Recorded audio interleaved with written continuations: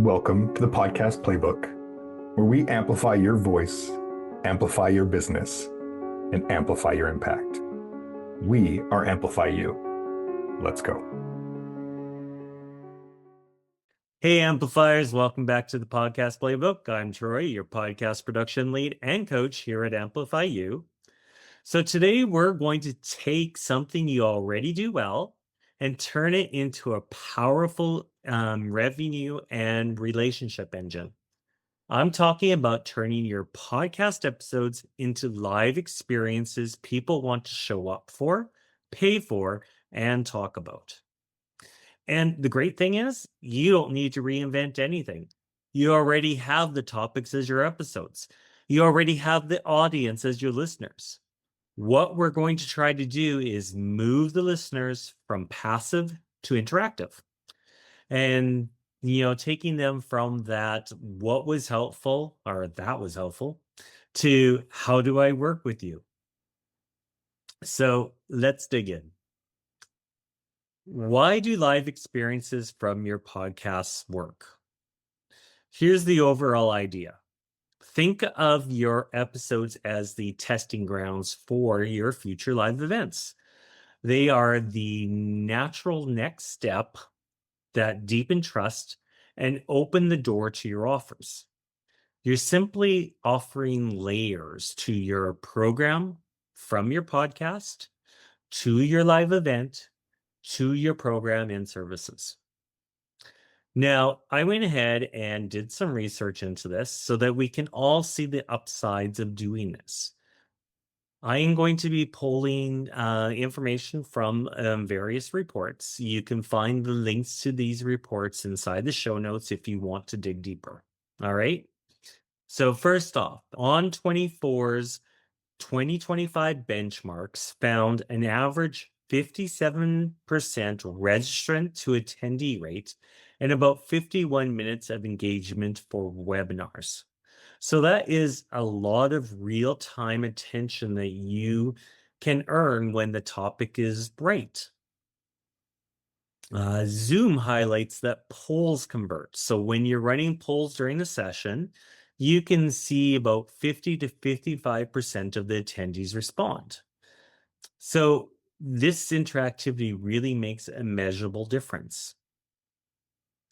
Event demand is rising. So Eventbrite's 2025 trends report shows strong appetite for growth and transformation focused events. So people want these meaningful experiences, and you can provide it. And live creator events are exploding. So StubHub reported creator and podcaster tours are selling nearly 5 times more tickets year over year in 2025. So there is this real willingness for people to leave their couch and go see the creators they trust. All right. So when you're inviting your audience to show up with you, you are giving them the fastest path to experience your value in real time. All right.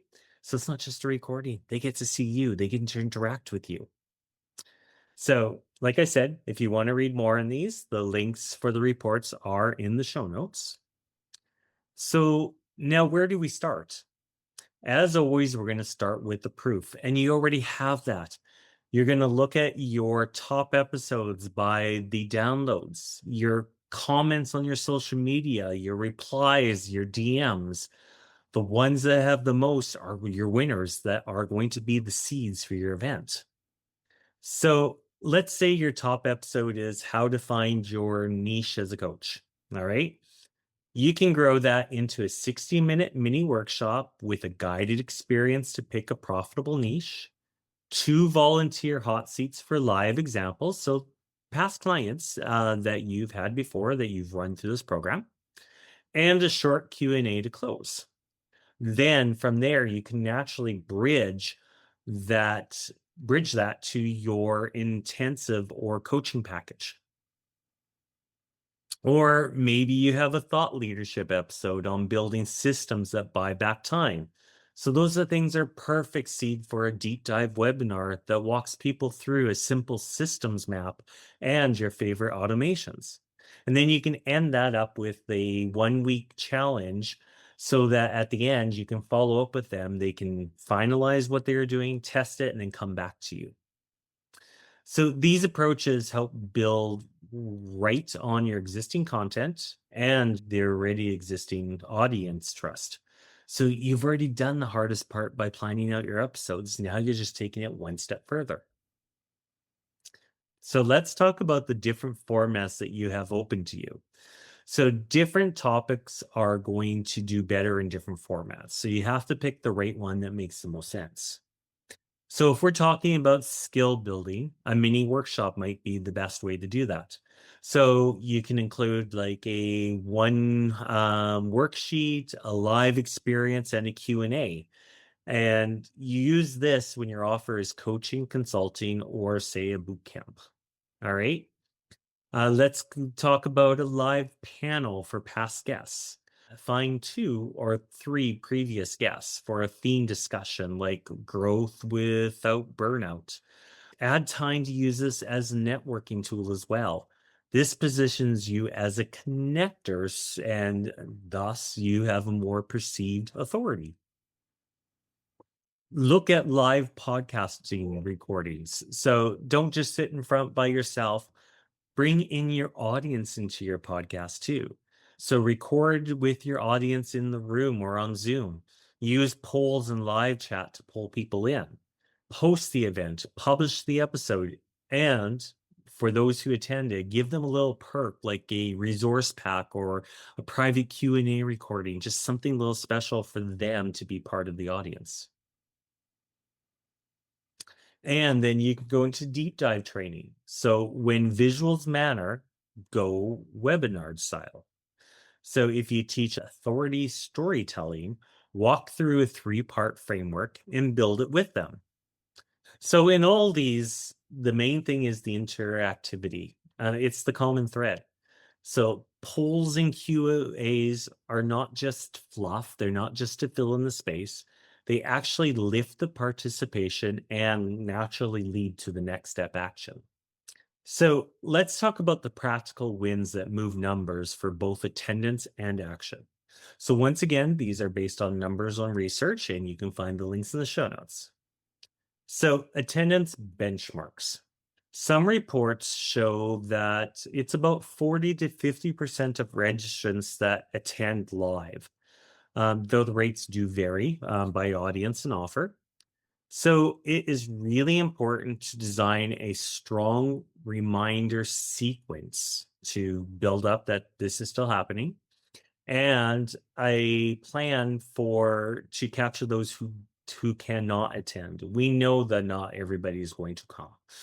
So what can we offer them for those who didn't attend? So it could be a replay, it could be an email sequence just highlighting what was talked about, that type of thing.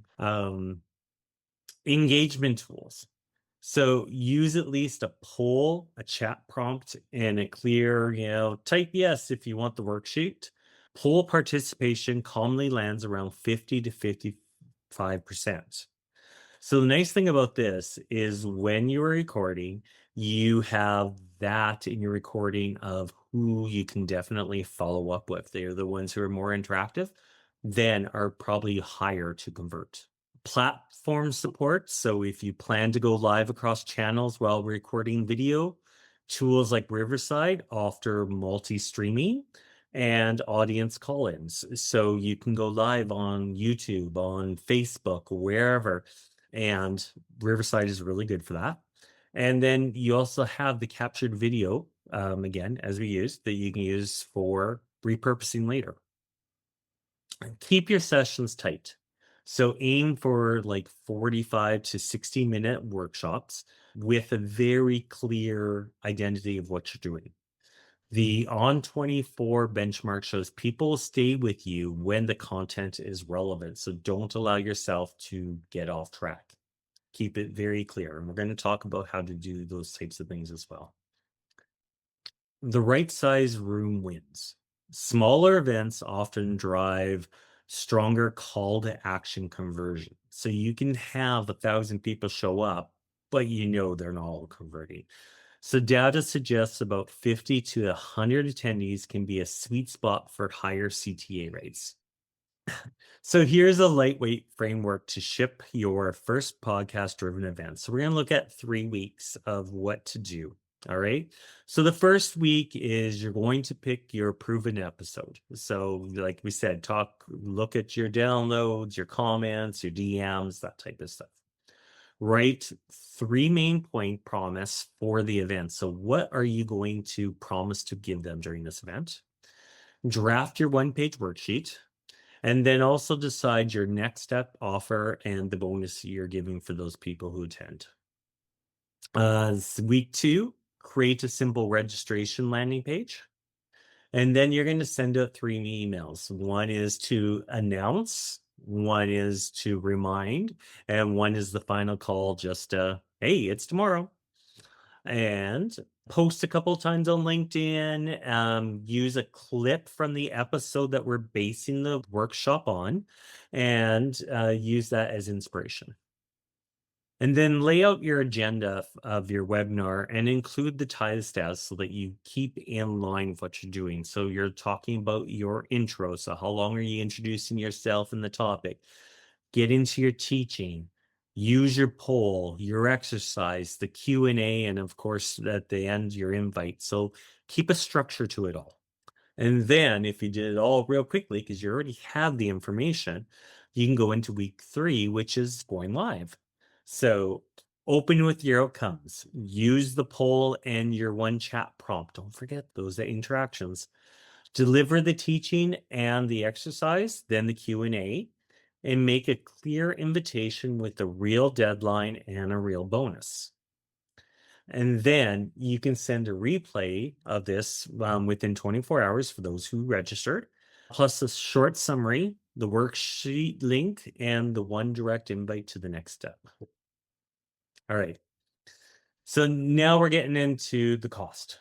Everybody wants, well, how much do I charge for this? What am I doing? So not every session needs a price tag, but you have choices. So of course, there is the free value session, which then is followed up with an invite to your program or service. You may have really focused outcomes, in which case a paid mini workshop for like $49 to $97 would be best. You could do this with a free general admission, but add a VIP add-on, so a small charge for things like group Q&A or templates, like something that would provide a little more value that the general audience isn't going to get. Of course, you have sponsorship with the partners who already support your show. And then you also have replay or resource bundles that you can put up for sale after the event's over. So live creator events are selling more tickets than ever, and fans are eager for direct connection. And as always, we always talk about repurposing. So record everything, and then you have that to turn into like months of assets. You can take the audio clip from your recording and put it on your podcast itself. A little bit quick editing, and it's ready to go. Your best 60 seconds for your shorts and reels, screenshots of your slides from your webinar to post on LinkedIn. Again, email chains are always great. So a short summary email with a lesson and a client story. And then take from the Q&A the top 5 questions we answered and turn that into a blog post. And of course, a private replay page with an opt-in if the event was paid for, so that people can go back, or the people who didn't show in have the ability to access the information. All right. Webinar and live events content has a solid return on investment when you capture and nurture it properly. So, really think about how you can cash in on these types of things. That's it for your playbook for turning episodes into live experiences that convert. You have the content, you have the trust. Now you just need to make the plan. All right. Until next time, happy podcasting. Oh, you are still here. I'm honored. Thank you. If you're ready to take the next step, Go grab the podcast playbook. It's free, AmplifyYou.com. Every step you need is there. And if we can help, don't be afraid to reach out. Happy potting.